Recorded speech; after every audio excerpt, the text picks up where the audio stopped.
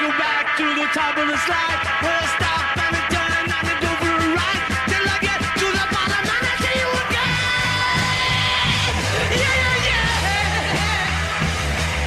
Yeah. Welcome back to The Price of Business. I'm your host, Kevin Price, talking to you about you and your business. It'd be interesting to see Paul McCartney singing that song in his 70s today. He had the lead vocals in that, of course, he sounds terrible when he sings now. Have you heard him recently? No. Yeah, it's not good. No, I haven't. I admire him. He looks young. He takes really good care of himself, obviously, but he can't sing. The guy little can't sing. He's been dead for 40 years. That's true. He holds up very well for a dead guy. Yeah. And that's one of those songs. Man, you talk about cutting edge. People wonder if they could do hard rock. Well, it's about as hard as rock gets right there. Right. They could have. They really could have. And death metal even. Yeah, it's, and a lot of, if you look up online, the number of groups that covered it would just blow your mind how many different groups. Roger Daltrey even covered it. U2 covered it. Pat Benatar covered it. I didn't know that. Wow. Well, the Beatles are the best ever. Yeah, they're pretty amazing. The best ever. Way better than the GOP, I'll tell you that. That's exactly right. Nice segue there, Sparky. I like that. Thanks. That was pretty cool. By the way, I do want to mention today's program brought to you in part by our friend Doug Williamson. Great stuff that Doug Williamson is doing, and we're delighted to have him as a part of our program. And also by our good friends at Brilliant Energy. We love what they're doing as well. I do want to mention again, I'm going to be a broken record, but people say, hey, you know what? If I had a company, I'd sponsor your show. People tell me that all the time. Well, guess what? You don't have to have a company to support The Price of Business. You can just go to priceofbusiness.com. Click the Brilliant Energy button, sign up for that service, and they'll know that you knew about it from the Price of Business show. And more importantly, what's cool about it for you is you'll get a $50 gift card. Actually, what's even cooler than that, Kevin, is that they'll get really, really good electrical service at a cheap price and with a great customer support, a great organization to do business with. That's very passionate about their customers. You should hear him. It's probably embarrassing for him to talk about it during the show himself because of how much passion there is there. Right. But before and after we record the show, it's incredible. You can tell. He is a man on a mission, and that mission is great customer service, a great experience for his clients. Yep. Got just a couple of minutes left, though. I want to ask you about the debate. I got Felicia's opinion. What do you think? Yeah. And Doug, what do you think? Well, it hasn't happened yet, so we'll thank God. We'll see how it shakes. I'd feel really stupid if it had. We'll see how it shakes out. But look, that's why I picked Helter Skelter for that opening, because it is going to be Helter Skelter. Now we're only getting the quote unquote top 10 candidates. There are 17 at this point. Right. So that means some of whom you've never even heard of. Almost half the pack won't even be invited.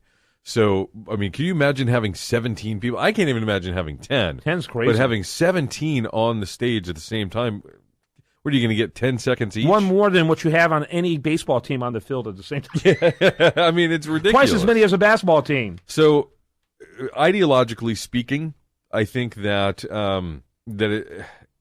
Ted Cruz is either going to, they're going to allow him to do nothing, or he's going to shine, because he is a great debater, and ideologically, I think that he's anti-establishment enough that a lot of people, you talked about the anger, the undercurrent of anger running through the Republicans out there, not the GOP establishment, but the actual voters.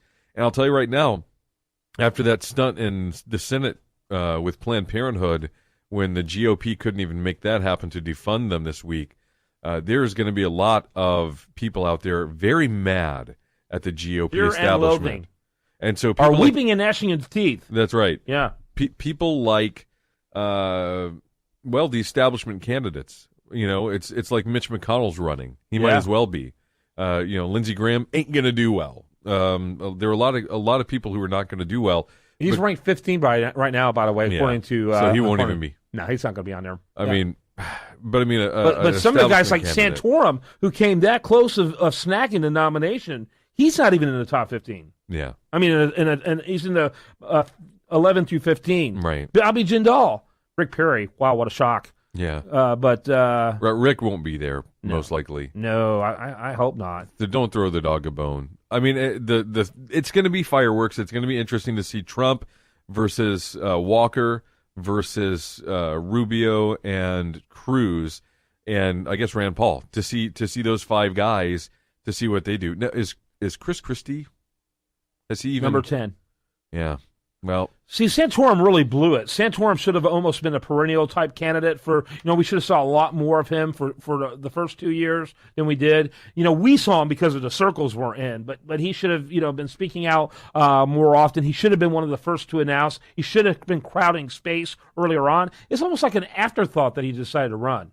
No, that's actually not true. No, I'm talking about how it looks, not how it is. He announced almost after 10 or 11 people already announced. He should have been one of the first to announce. But do you know why?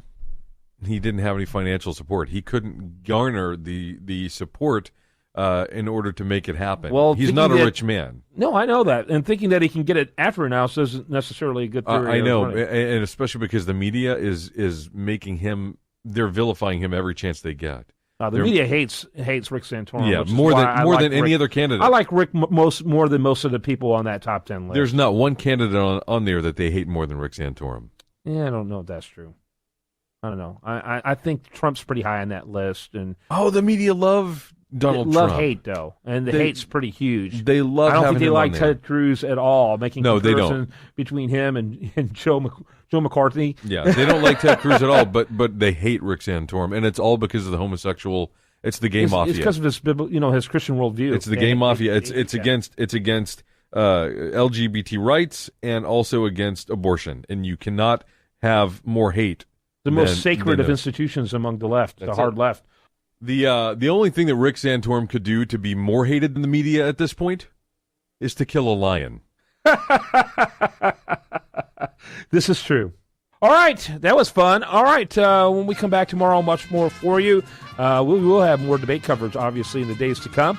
We want to remind you, the show continues 24/7 at priceofbusiness.com. Best content here. Shows over there at usdatareview.com. Like them both. Follow them on Twitter, and have a great day.